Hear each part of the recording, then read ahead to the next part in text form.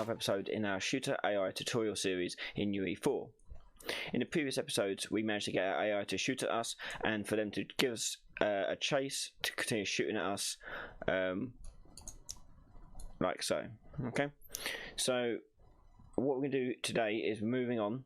We're going to get it so that our enemy knows when we are shooting near it. Okay, so this will lead into it trying to find cover, but for that to happen, first of all we need to know that we're actually shooting at it or near it. Now we could just use the hit trace from the bullets from our own gun. However, we want to make sure our AI is aware that we are shooting towards its direction, in and around its space.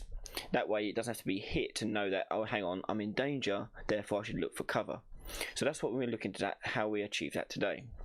So we already have on our gun, and again, if you haven't followed it already, you can follow my gun tutorial series to see how I do guns in my way. There's a line trace already. Okay, so if I find my line trace, it's around here somewhere.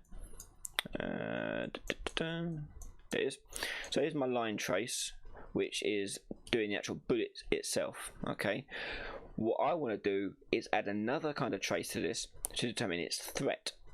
Okay, so what we're going to be actually doing is spawning a line trace for the bullet and then a sphere trace for the threat. So what this means is that it will project two traces out in the same direction, and if the threat has been hit by the enemy knows that we are shooting towards its direction. Now this is one of many ways to accomplish the same feat. The reason why I like this method is because traces are very inexpensive and work just as well as anything else. Okay, so you can do a lot of traces without having any performance problems. So what we're doing is add another trace to this. So what we're going to be doing here, we are going to make a function to make, just because otherwise this is going to get really busy with loads of stuff going on here. We're going to do a function called threat trace, and the threat trace, what we're going to give it is a input, and we're going to give it a threat value. Now the benefit of doing this is we can tie this as a float. Sorry, change that to a float. We can tie this value to the size of this sphere trace. That means that if we have a weapon that is maybe more powerful or more scary, we can increase its threat value, therefore increasing the size of the trace, the sphere trace, making it more likely to hit the enemy. So if we've got something with a massive threat, it doesn't have to be really close to the enemy for it to register the hit, and therefore the enemy to see it as a threat.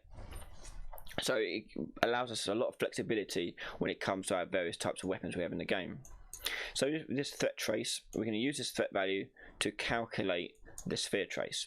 So look for a sphere trace, and what's sphere trace by channel, and we're going to connect that to that, and immediately I'm going to put my threat value to its radius.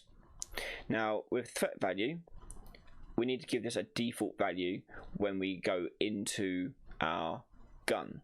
Okay, so we'll come back to that when we actually call this threat trace. We'll give it a default value. So first we need to work out the start and end. So basically all of that is going to be exactly the same as it was on our line trace. So I can just copy all of this. Let's just delete this old code.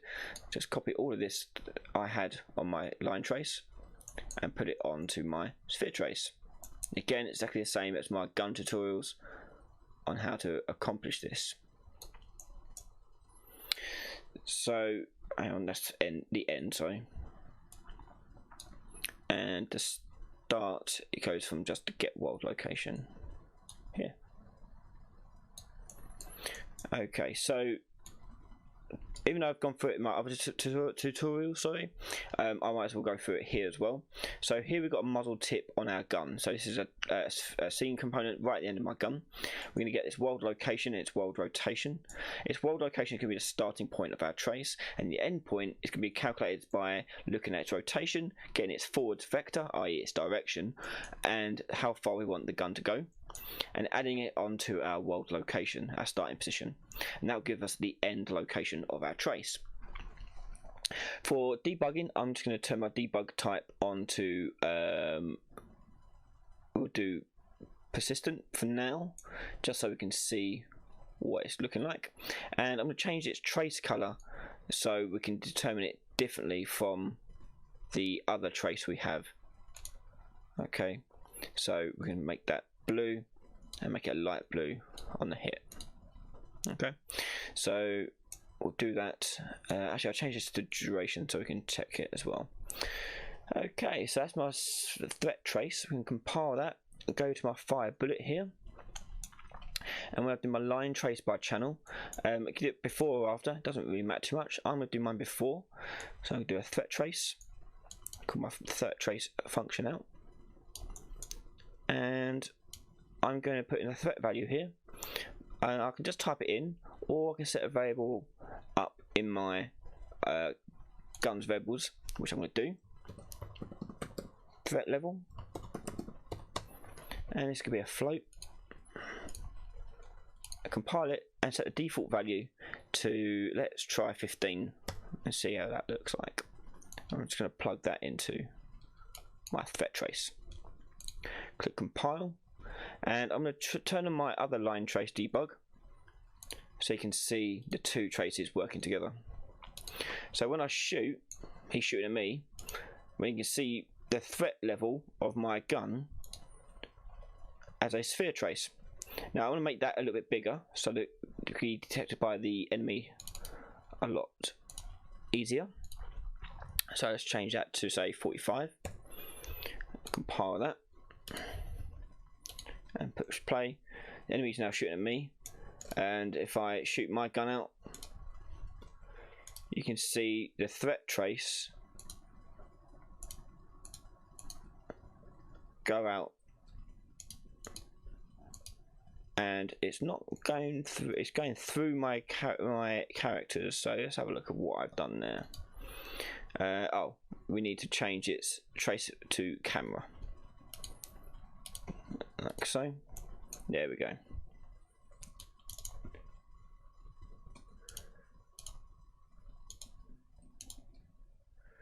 So still got an issue. And the issue looks like it is being blocked by the camera too early. Okay, so I need it to ignore itself.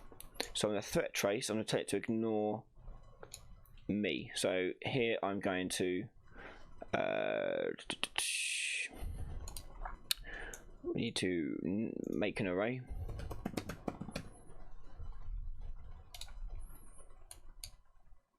And I'm going to get owner, not owner, get parent. Oh no, there we go, I've already got it here. So gun owner, I've already got it connected here. I can just plug that into there, like so. And it should, there you go. So it's hit, see, it's working for the enemy, and if I shoot at the enemy, it's working for him. It's a bit crazy, but you can see the traces and what they're doing differently. Okay, so when that blue one, the sphere trace, is hit, that means a threat has been recognized. So what does that mean? Well, I need to now determine whether or not the enemy has been hit by that threat trace. So on that threat trace, we've got out hit. We need to get the actor that we're hitting and tell it it's been hit by a threat trace. Okay, so in my enemy, we are going to, where should we put this? We'll put this in the we'll do it in the enemy actor itself, and we'll do a custom event, and this event is hit by threat, or actually I call it threatened.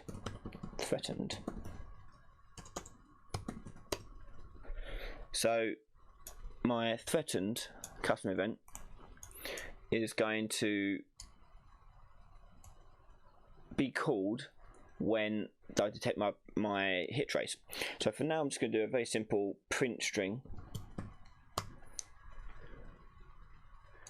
saying hello, but instead I'm going to say I am in danger. And from there we can go back to our gun rifle, look at our sphere traced by channel in our threat trace. I'm going to split my out hit, and similarly where on my fire bullet I'm doing a branch and then in this case spawning an emitter, I'm going to do a branch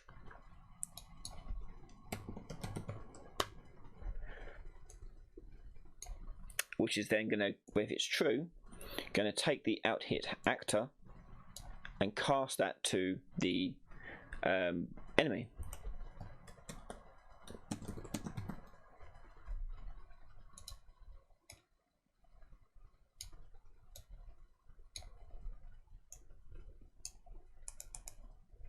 Now, as the enemy, I can now, from there, call that event we just made, called threatened.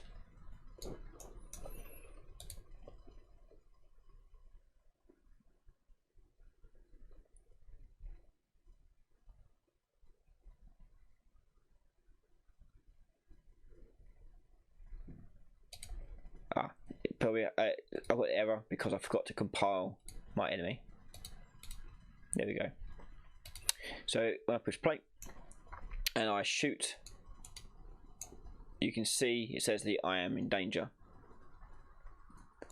I'm going to try and shoot near him but not at him. So here I'm in danger is popping up, but I'm not shooting, not hitting him, because you can see that trace has missed him, that first trace. Okay.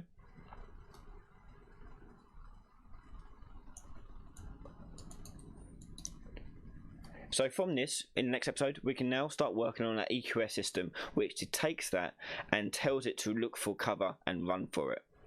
Thanks for watching. If you have any suggestions for other videos, please leave a comment in the comment box below. If you like this channel, please don't forget to subscribe to it. And if you want to support me, head over to patreon.com/RyanLaley, where you get all these videos nice and early before anyone else, access to voting, as well as our Discord server, and many other benefits too. Thanks very much for watching, and I'll see you all guys next time. Bye bye.